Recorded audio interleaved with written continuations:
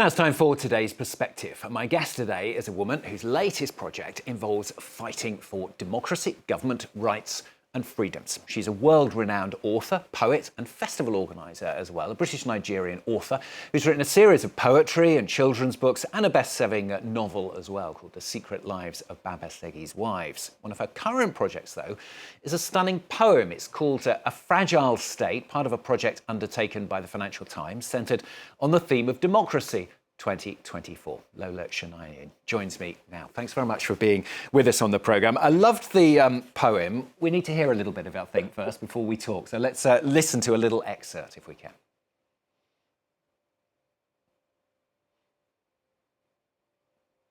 We know what it means when there is no escape from the heat of tyranny and every victory is snatched from death's yawn. This is why we fight to keep it. Fold it into our palms, hold it tight. This is why we must hammer out its imperfections, pound it, mold it, bake it in the kilns of our histories. Yeah, a lot of power and passion in that work. You're talking there, aren't you, about coups, power, democracy. Tell us a little bit more about what you're aiming for. Thank you for having me.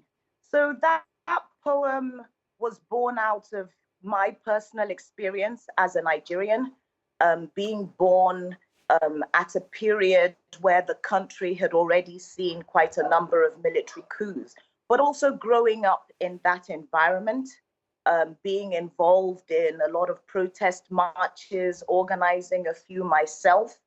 And it was about reflecting on how we have grown, how Nigeria, for instance, hasn't had a military coup in 31 years, which seems like a very short period, but in a very long period to a human being, but is a very short period of time for a country. And I can see the agitation and a lot of the angst, especially in my part of the world.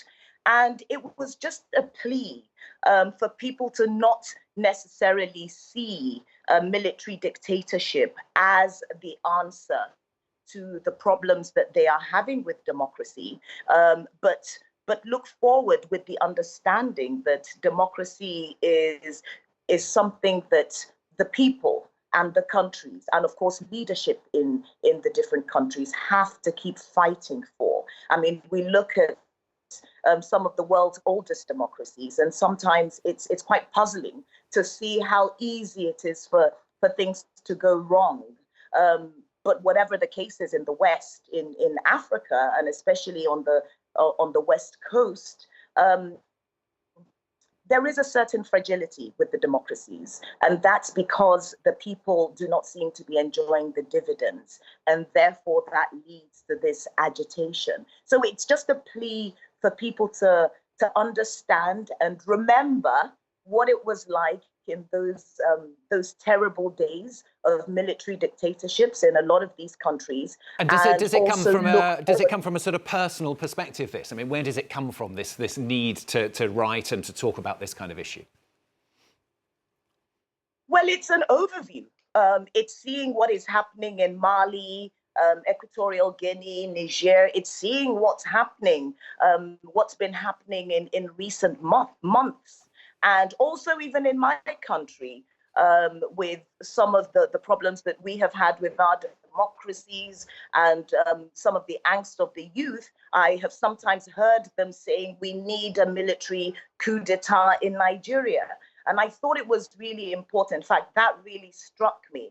And I wanted to just put this out there as a reminder. So it's both personal, but it's also looking at the region and some of the things that we need to remind ourselves of, especially the generation that's emerging. You talk about it being personal, and a lot of your work is also related to women and the difficulties of domestic life in Africa as well. Oh, yes. And sometimes that is connected to democracy and the fact that in so many parts of Africa, women are definitely not enjoying or even being able to see any advantages in democracy, and it's important that they can. So it's a question of also reminding leadership that women are critical. They do a lot of the work. They are themselves some of the most inspiring leaders.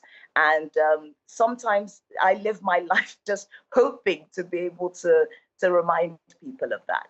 And do you think the situation has started to get better in some countries? I mean, perhaps take Nigeria as an example.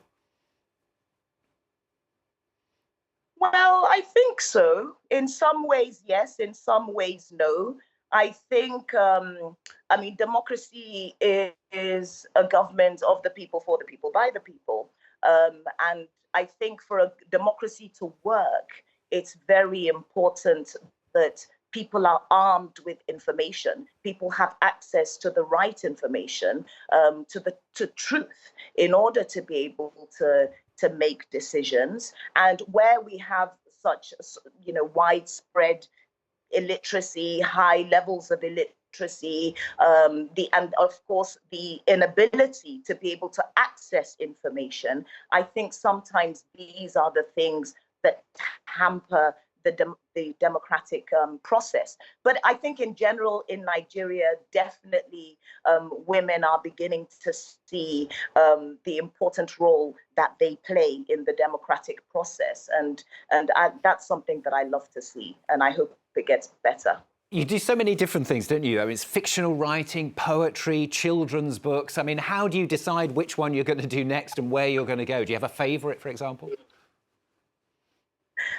My favorite right now is the children's books. I'm writing 18 children's books that are set in each of the states in northern Nigeria, because I went there to do some research once, and I was shocked at how poor representation was in terms of the literature that was available to children. And I really decided that I had to do something to change that, in order to basically show other people how to succeed at ensuring that we have high quality books for our children in Nigeria. So for me, I'm very lucky in that I can do several things at the same time, but I think I lead with my heart. And at the moment, I'm very committed to this project that I'm doing for the children in my country. It's so important that they are able to see themselves in the books that they read, especially in an environment where too often the books that are available are sort of secondhand books from the West, or books that bear no relevance to their own realities. So that's where my heart is at the moment, and the hope is always that when the occasion demands, that I put on another hat and sort of work with another creative form, that I can.